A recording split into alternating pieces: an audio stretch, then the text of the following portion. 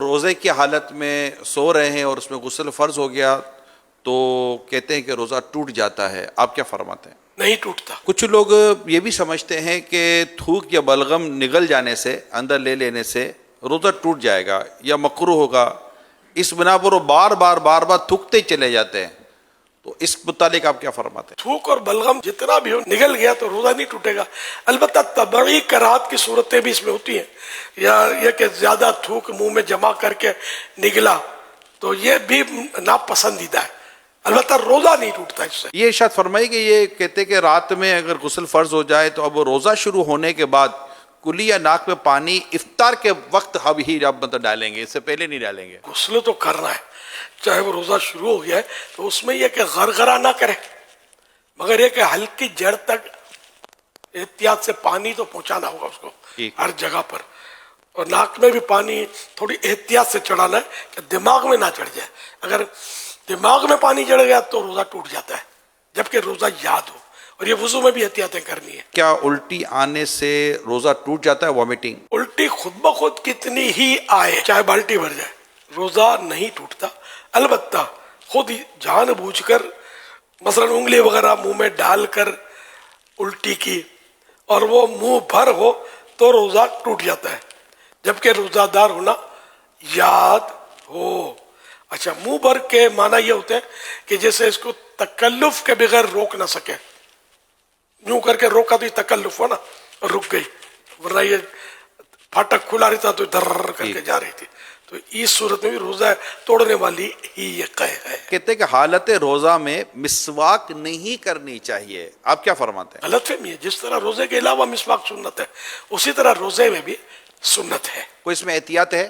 احتیاطیں ہیں اس میں کہ بہتر یہ ہے کہ ایسی مسواک استعمال کی جائے جس کا ٹیسٹ اور ریشے، ٹیسٹ یا ریشے منہ میں نہ رہ جائے. اگر مسواک چبانے سے ریشے چھوٹے یا مزہ محسوس ہو تو ایسی مسواک روزے میں نہیں کرنا چاہیے. اگر روزہ یاد ہوتے ہوئے مسواک چباتے، دانت مانجتے، مسواک کرتے ہوئے اس کا ریشہ یا کوئی جز یعنی حصہ حلق سے نیچے اتر گیا اور اس کا مزہ حلق میں محسوس ہوا تو روزہ فاسد ہو یعنی ٹوٹ جائے گا. اور اگر اتنے سارے ریشے حلق سے نیچے اتر گئے جو ایک چنے کی مقدار کے برابر ہو تو اگرچہ حلق میں ذائقہ محسوس نہ ہو تب بھی روزہ ٹوٹ جائے گا.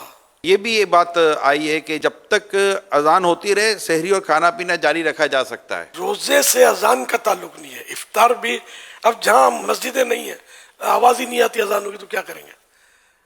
تو اس لیے وہ ان کا تعلق اذان سے نہیں ہے، اوقات سے، ٹائمنگ سے.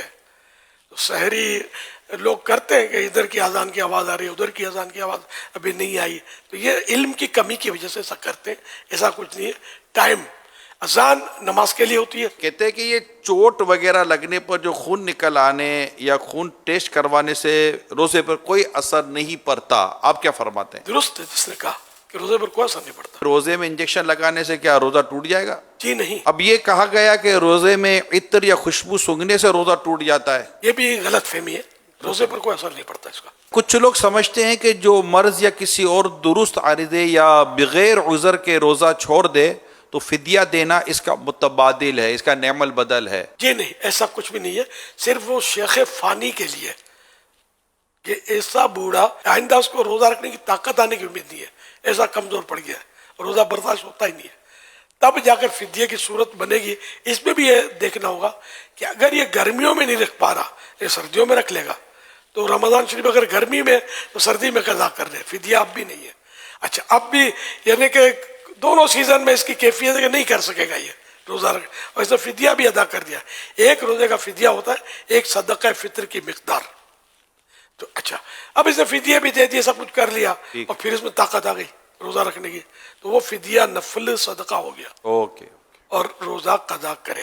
کچھ لوگ سمجھتے ہیں کہ روزے کی حالت میں ٹھنڈک کے لیے نہانا یا کلی کرنا یہ مکروہ ہے، کیا ایسا ہی ہے؟ مکروہ نہیں ہے، منع نہیں ہے. ہاں، اگر پریشانی ظاہر کرنے کے لیے کوئی مطلب یعنی کہ کپڑا لپیٹتا ہے یا بار بار کلیاں کرتا رہتا ہے تو اس کا مطلب یہ کرنا یہ مناسب نہیں ہے. عبادت میں دل تنگ ہونا یہ اچھی بات نہیں. کچھ لوگ سمجھتے ہیں کہ کلی کرتے ہوئے اگر غلطی سے پانی حلق سے اتر جائے تو روزہ نہیں ٹوٹتا.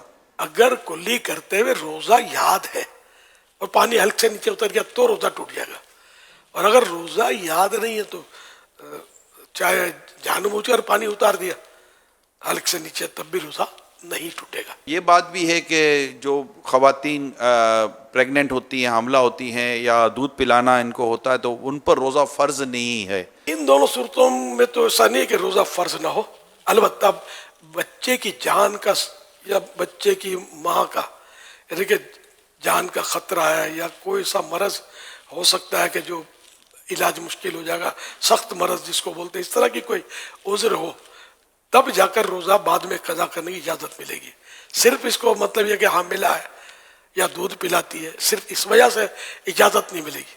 دودھ میں بھی یہی ہے کہ مطلب اگر وہ دودھ پلائے گی تو وہی جانوں کے خطرے ہیں، اتنی کمزور پڑ جائے گی کہ دم توڑ دے گی، یا بچے کو دودھ نہیں پلائے گی بچہ فوت ہو جائے گا، تب جا کر روزہ چھوڑنے کی اجازت ہے، اور بعد میں قضا پھر بھی فرض ہے۔ اگر خون کی کمی ہے تو ویکنیس ہے، اس کی وجہ سے ویکنیس ہے، تب کیا روزے میں کوئی رعایت ہے؟ اس طرح کے جو بھی امراض ہیں تو اس میں یا تو اپنا تجربہ ہے کہ مرض بڑھ جاتا ہے، یا یہ کہ جان کے لالے پڑ جاتے ہیں، خطرہ کہ جان چلی جائے گی یا عقل چلی جائے گی وغیرہ، ایک تو اپنا تجربہ ہے تو روزہ قضا کرنے کی اجازت ملے گی، یا کوئی خوف خدا والا ڈاکٹر، بعض ڈاکٹر بات میں کہتے ہیں روزہ مت رکھو، لیکن کوئی خوف خدا والا، اللہ اور رسول کی باتوں کو سمجھنے والا، ڈرنے والا، وہ اگر مشورہ دیتا ہے تو پھر اس کے مشورے پر وہ روزہ نہ رکھے اور بعد میں قضا کر لے۔ وہ یہی کہ اگر جو میں نے صورت بتائی کہ مرض بڑھ جائے گا یا دیر میں اچھا ہوگا یا جان چلی جائے گی یا عقل چلی جائے گی وغیرہ